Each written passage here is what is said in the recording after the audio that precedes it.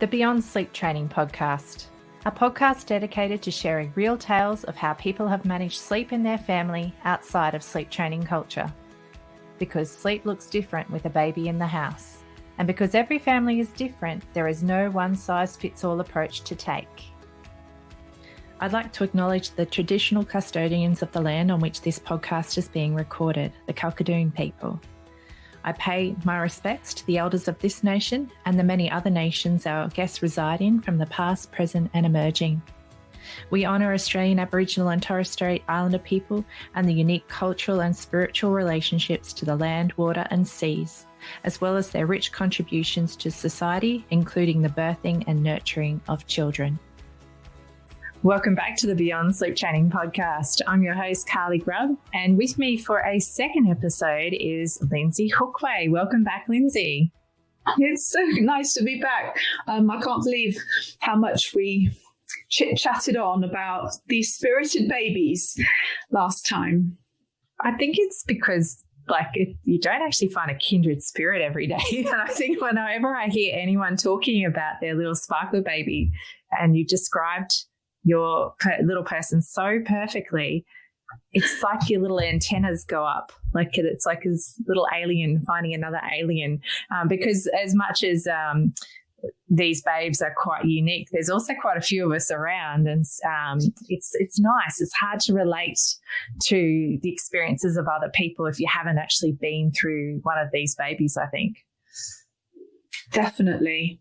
And I think for people who do have these babies, there's such value in hearing kind of how that played out, and that it really does end. You're not going to feel like you're going to die forever. And I think, because I know for my little fellow, actually, before we get into that, I should say, for people listening along, if you haven't listened to Lyndsey's first episode, you might like to just backtrack one episode and take that one in, because otherwise what we're saying here is probably not going to make a whole lot of sense to you.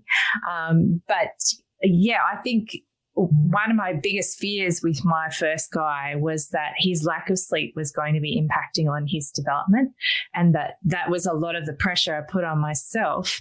Was I felt like if I couldn't get him the sleep he needed, his brain wasn't going to develop the way that it needed to, and I was actually really damaging him for his future life. Like, he wasn't going to have healthy sleep habits. He's not going to have the level of cognition he should, and that simply proved to be a whole layer of bullshit, I can safely say, in my experience. Would you agree?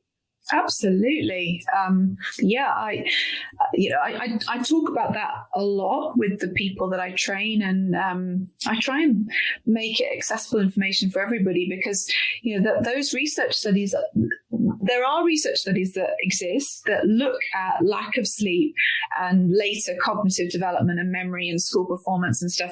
But the studies are done on older children, and this really grinds my gears, because they're done on older children. They are children who are genuinely sleep deprived. So just making this scenario up now, but let's think about like a 7-year-old going to bed at 11 and then waking up at 6 o'clock in the morning, for example. Now, that's almost certainly not enough sleep for a little school-age child. But you can't compare that with the normal sleep fragmentation of infancy. Sleep deprivation and sleep fragmentation are two completely different things. And this is just mainstream sleep training bullshit. And people like to create a problem because then they can create a solution to that problem. But actually, you can't fix a problem if it's just normal. So it really, I need to calm down and get off that soapbox, because it really annoys me. Let's focus on the things that are problems and that we can do something about in a respectful way. Let's not invent and create problems where there are none in the first place.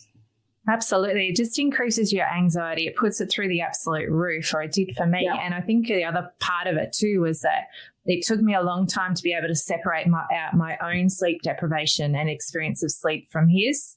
Because the two are very different. Even though, obviously intricately linked, my sleep deprivation wasn't his sleep deprivation, and I needed to stop making it be that way. Yeah, I used to have exactly the same experience. So I would wake up in the morning feeling just wrecked. It's like the worst hangover you've ever had in your life without any drink, or it's like, being on a 24-hour flight where you've barely slept because somebody was punching the seat in front of you the whole way, and your eyes feel like sandpaper. The whole 9 yards. It's awful. But feeling like that in the morning, and then looking at this, bright, alert, chirpy little child who's good to go. And you're like, I can't believe, how can you be this wide awake? I am literally close to death here. And you look like you want to go to the play park. I don't understand. And I used to think, right, well, you've had an awful night, because I've had an awful night. So therefore you must need to go to bed even earlier. And then what happens is you up the ante. You think, God, you need even longer of a nap today, or you can't tolerate as much time awake before you need that nap. And so you put even more effort in, and they're really not tired. So it's just going to be even more frustrating. So you get frustration on top of exhaustion, on top of feelings of failure. And it is the pits. It's the absolute pits. So I really sympathize and let it go. Absolutely. And rest assured that these very sparkly little people are usually going to turn out to be extremely bright, sparkly kids who actually they usually sleep quite well as they get bigger. I know my guy, he sleeps just fine. I'm not saying he needs to have the same number of hours as every other kid does, but the sleep he has is fantastic. And I think it's an important context to have in the conversation. I do know, though, like you would also, I'm sure, did you have a look to check and see if there was anything underlying her wakefulness? Because I know we did a lot of investigations. None of them came up with anything. No, we didn't actually. I don't know. I think that was partly just my extreme low mood. I really was just blaming it all on me. I just assumed that it was me. It was my fault. It was something I'd done or not done. And I didn't really go there. And I think the first time we really thought there was something organic going on was when she really wasn't taking to solids. So we started solids around 6 months. I carried on breastfeeding. I breastfed her for 3 years in the end, but the solids were an absolute, I was about to swear, better not. They were a disaster, absolute disaster. So she didn't really eat anything at all. I really mean that, until about 14 months. And the only reason she ate at 14 months was because I followed her around the room with a little bowl of pasta, just with some butter on it. And I literally got a little fork and I sort of put a piece of pasta in her mouth while she was busy playing and doing other things. She didn't eat, and she lost weight once she was no longer just exclusively breastfeeding. She thrived until 6 months, and then when she started needing more than just milk, her weight began to falter. We eventually got referred for some specialist speech and language therapy, and she was diagnosed with avoidant restrictive food intake disorder, which is a really, really, I call it the big bad brother of picky eating. It's not just picky eating. They really do eat very, very few foods. And for her, it was rooted in sensory stuff. I won't bore you. But anyway, when we finally started getting her to eat, and she had her ferritin level checked at the time, and it was about as low as it can possibly be. It was 4, which is dismal. So she really was chronically anemic. And when she started getting an iron supplement and she started getting some therapy to just increase the number of foods from like 3 safe foods to about 15 and started getting a bit more food variety, it did start improving at that point. So that was fun.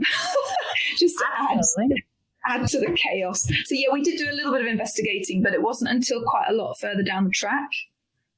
I think sometimes it takes that long, though. Like, I don't think it's all necessarily plain as day, even if you did start investigating earlier. Like, some of these things play out over time. Definitely. Sometimes, like you might discover an issue when they're 2 or 3 that you can then track back to when they were tiny, but you wouldn't have been able to identify it back then fully anyway. So my take on that would be, if you suspect there's something, do some investigations, but also it's okay just to go with the kid you've got right now. Would you agree? Yeah, totally. And I mean, absolutely. You can't know you've got an extreme picky eater until it's developmentally normal for them to start, to expect them to start enjoying food and playing with food and investigating food and eating some food at least. We all know some kids are really slow to get going with food. So I don't think we could have made that call much before about a year anyway. But yeah, it's not something we really explored in the early days. I just thought it was all my fault. Oh, I'm so glad you actually. No, absolutely not. And I do think that, like you've said too, I think it's a really common experience for people like us to have those feelings about ourselves, especially I think when they're your first babies and when you've come from your previous life of pre-baby where you were probably pretty good at the things that you did, and then you're landed with this babe who just does not fit with any of the molds. So doing it really tough. Now, I'm just wondering, like, I know that you had a second baby. Where does she fit in the picture with your family? So my little filly. So when Lizzie was about 22 months old, she'd had chicken pox, and then she had hand, foot, and mouth, and they were about a month apart. It was, and a spirited baby with something that causes blisters in your mouth the size of a walnut and who doesn't eat anyway, is super properly not fun. So I remember, and I share this story now because it's funny in retrospect. It wasn't funny at the time, but I remember sitting on the fireside rug, rocking and going, I think one's a good number. Just we wanted 4, so we started having our family quite young, not realizing that A, it might be difficult to even get 1, and B, we might need to reassess after the first one. So we were brave enough to try for number 2, and again she took a long time to arrive and be a reality as well. So she arrived when Lizzie was 3.5 in the end, and similarly awful pregnancy and horrible birth, all of that. But actually it was so very different. I was already being treated for depression. I didn't stop my antidepressants throughout the pregnancy. And so I was less anxious through the pregnancy. I was, her birth experience was similarly grim, but actually it was handled better. And so even though it was a worse birth than Lizzie, it was handled with such kindness and compassion and delicacy that actually I didn't find it as traumatic an experience, which is often people say that, don't they? It's all about the communication and the way that you're treated and all of that stuff. And Philly arrived. She was actually born in poor condition, went to the neonatal intensive care unit, and we were reunited, and it was all fine in the end. And she was just night and day to Lizzie. So Lizzie would have been put down somewhere and she would have immediately started squawking, and it was like she was saying, excuse me, you idiots, you need to pick me up. I needed feeding like 10 minutes ago. Like, staff, get here now and sort it out. I'm going to fire you unless you live up to your job description, which you frankly are not doing right now. Billy, she went in this little bed. And eventually I think, oh, crikey, I've been so busy with Lizzie, that my boobs now feel like boulders.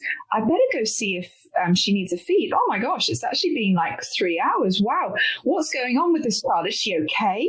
And I'd go there and she'd be lying in her bed going, and like gurgling. And I was like, what? This isn't what babies are like. Babies are a pain in the bum. They just squawk and howl and shout and demand things of you. And it was like Philly was saying, it's cool. I mean, I could do with a feed. I'm pretty hungry, but you know what? You go and fix dinner. You go and deal with Lizzie. Have a shower, have a wee, sort yourself out, and I'm good. I'll just hang out here and we'll hook up when it suits you. She was so different. And I didn't love her more. I didn't love her, because she was that way. But she was just easier. I loved the parenting experience more. I didn't love her more. And I tell both of my girls these stories now. And I say, look, I loved you both absolutely equally, but I loved you differently. And I certainly found it easier with Philly. Although, having two, as we know, if you've got two kiddies, is a different ball game, and you've got to juggle, and, they have to fit in a little bit. But she slept in the little baby carrier, and she just hung out, and it was just a piece of cake until she got to about, I don't know, probably 8 months. This child ate. She would sit in that high chair and she packed it all away. She didn't vomit once, unlike her sister. She was a proper easy baby. But something happened at around 8 months, and the sleep just went to pieces. So Philly started sleeping through the night really early. It was weeks old, not months. She was probably, 8 weeks old. Again, exclusively breastfed baby. It's nothing to do with milk. She just slept. And I thought the universe had kind of repaid my patience with my eldest. But it went to pieces around 8 months. And actually, she then became a more tricky sleeper long term, because that didn't really improve until I night weaned her. So I eventually night weaned her about 2.5.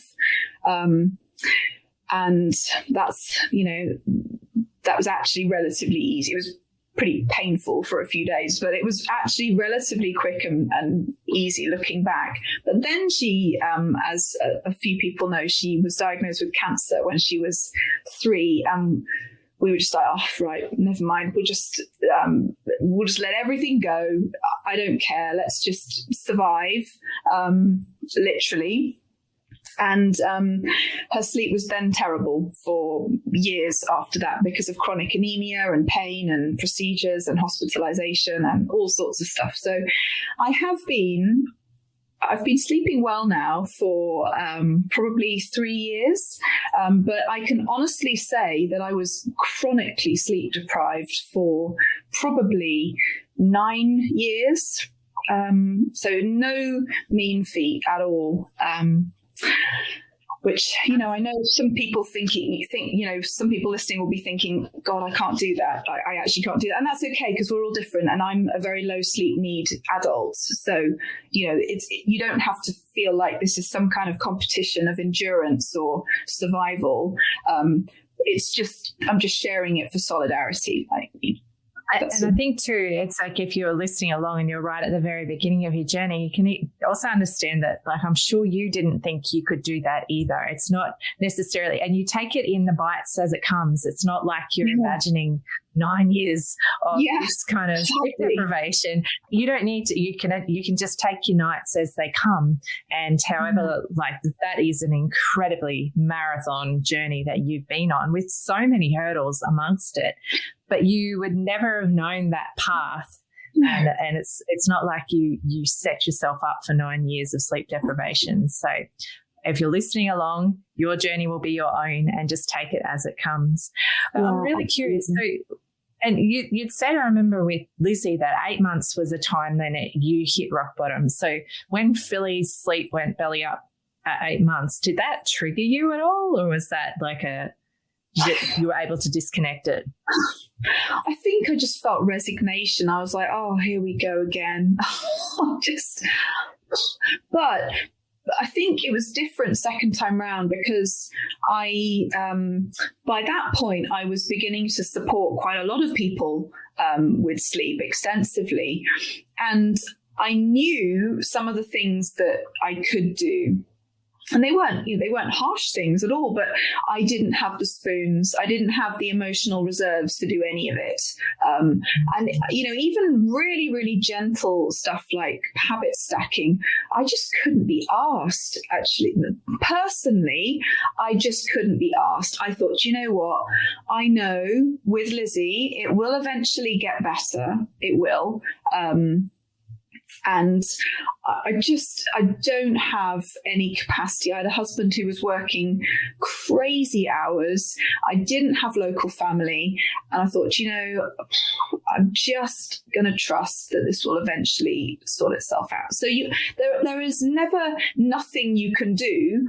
Part of the reason I was sleep deprived for so long was mainly because I just couldn't be bothered to change anything. I knew that whatever I would have to do would require me to temporarily be even more tired than I was right now. And even though in the long term, I probably would have slept better earlier, I just couldn't face it. So it's kind of... Well, I think that's a valid option really too, isn't it? But it's knowing you still knew you had options if you wanted to, or it felt right for you. And I think there's power in that for you as well. So you don't feel backed into a corner. You actually still get to make that call. I was very similar with my second and third babies after the dramas of my first. I honestly just didn't want to. I was quite happy to ride it out because it was much less taxing on me emotionally, and I knew it would all work out in the end. So it's okay to take that. It's not like it's necessarily the easy option, but it's knowing your options and what you feel comfortable with in that time. Totally valuable. Awesome. Yeah. And so you said you'd night weaned Philly at 2.5, and then she was diagnosed with cancer. And I'm not sure if you want to go into that experience too much with us today, but I wanted for people to listening along to know that if you are experiencing childhood illness with a breastfed babe, or even just any other childhood illnesses, you've got a really special group that I would love for you to let our listeners know about. Yeah, well, so this is, people mostly know me for sleep, but actually my first love is supporting breastfeeding, and particularly in the pediatric setting. So that's my PhD research, and I do have a free support group on Facebook called Breastfeeding the Brave. So you're very, very welcome to come along and join that. We've got just the most incredible, inspirational parents in that group, breastfeeding through transplant and open heart surgery and cancer and chronic illness and diabetes, cystic fibrosis, sickle cell, you name it. And these parents are so inspiring, and these children are beautiful. And it's just a massive love of mine. So yeah, but it's so bizarre. I have a book coming out next year that kind of tells the story of that sort of parallel walk between being a pediatric nurse and also being the parent of a chronically and seriously ill child, and just how bizarre that whole experience was. So that's awesome. Watch the space for that one. Absolutely. And we'll be able to update the show notes when that book's out and live, but we'll be sure to drop the Breastfeeding the Brave links below as well to make sure anyone who needs that kind of solidarity, because it's a special kind of experience. I mean, special, not in necessarily the best one that people would ever want to be going through, but having people that you can relate to and whatnot through that must be an enormous source of support. So thank you for establishing that for families as well. Wow. Labor of love. Yeah. And I'm thinking actually it would be really great if we, another time in a separate podcast episode, if you are up for it, we'd love to hear a bit more about Philly's story and your story through that journey as well, and how sleep looked while you had to go through the cancer treatment that she required to get herself well again. Yeah. But we might save that. We might save that for another episode. That's a whole podcast for sure. Absolutely. I'm looking at the time like, I'm not going to start that with you tonight. And I also hadn't worded you up, and that wouldn't be very nice of me to do that to you. So now, because we are finishing up though, would you like to share how your girls are actually sleeping these days now?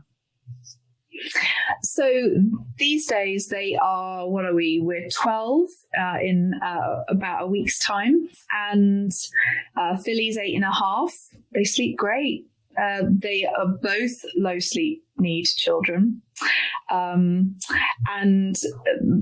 they don't need me at night. It's honestly, it's like some kind of magic wizardry voodoo answer to prayer, whatever you want to call it. It is the weirdest thing. I say, night, darling, love you, and the light goes off and they sort themselves out. Isn't that amazing? Honestly, it's so ridiculous to kind of elevate that to magic, but that's what it feels like when you've had years of needing to sit with them or hold their hand or boob them or keep going back in or find lost teddies or all of the stuff that you need to do as a parent. It's just amazing. They come good eventually. They promise. They definitely do. And I think it's kind of part of that journey too, where it's like that's the sort of thing I imagine you would have thought would have come way earlier in your journey, but how sweet it is when you know that you've seen them out the other side of that journey to the point where that's actually just where they're at. You didn't need to do anything in particular. They just reached that point in their development where they are happy with a good night and love you. How great is that? It's so cool. I mean, so the little one, Philly, does, she listens to The Rabbit Who Wants to Fall Asleep by Carl Jørgen Forsain Erlib, I think. I think I said that right. Yes, something like that. Pronunciation, I think, but I'm not an expert. So she listens to The Rabbit every night, loves The Rabbit, can't sleep brilliantly unless she listens to The Rabbit to play her out. But you know what? That's okay because, Spotify is a wonderful thing and it's on Audible. So wherever we are, it's fine. We just crack out The Rabbit. It plays for 20 minutes. She's Sparko. No drama. Lizzie is a proper teen, so she sometimes goes to sleep after me. But you know what? Again, that's okay. It's all right for her to go to bed at 11 o'clock. She's a low sleep need child, always has been, is usually top of the class. So that brain development stuff really is a big bag of bullshit. She would sleep until probably 9 o'clock in the morning if she could, because that's just her teenage body clock kind of going all squirrely on us now. But it's all fine. They sleep pretty good. And I honestly haven't forgotten though. I haven't forgotten what it feels like to be wrecked and to feel like you've got sand in your eyes and to just think about sleep the way you think about, something that you're obsessed with. When there's nothing else that you can think about, you're thinking all day long, when will I be able to go to sleep?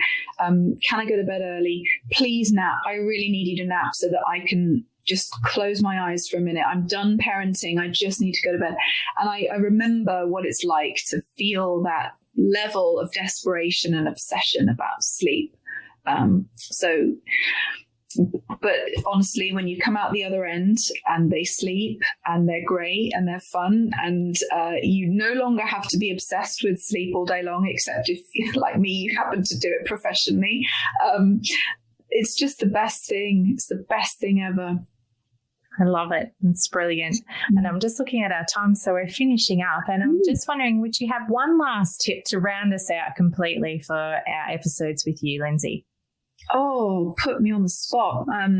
Well, I think I would end with, however your little one is sleeping, it's not about you. If there's one thing I learned from my two little ones, as well as obviously thousands of others, but there's nothing like your own personal experience, right? So my little sample of two has definitely taught me that you can parent in the same way and you just have two completely different children.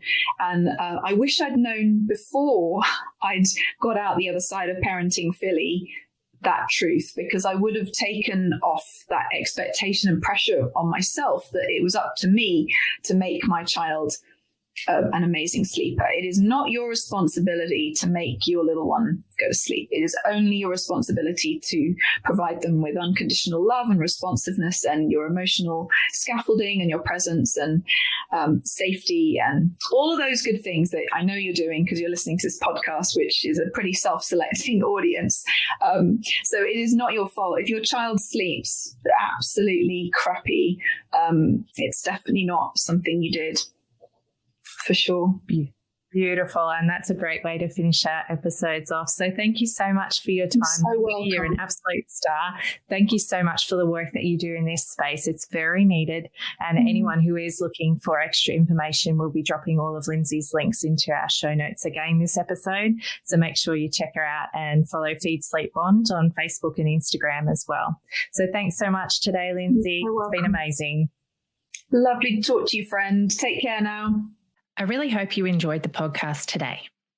The information we discussed was just that, information only. It is not specific advice. If you take any action following something you've heard from our show today, it is important to make sure you get professional advice about your unique situation before you proceed, whether that advice be legal, financial, accounting, medical, or any other advice. Please reach out to me if you do have any questions or if there's a topic you'd really like us to be covering. And if you know somebody who'd really benefit from listening to our podcast, please be sure to pass our name along. Also, check out our free peer support group, the Beyond Sleep Training Project, and our wonderful website, www.littlesparklers.org. If you'd like even more from the show, you can join us as a patron on Patreon, and you can find a link for that in our show notes. If listening is not really your jam, we also make sure we put full episode transcripts on our Little Sparklers website for you to also enjoy, and fully captioned YouTube videos as well on our Little Sparklers channel. So thanks again for listening today. We really enjoy bringing this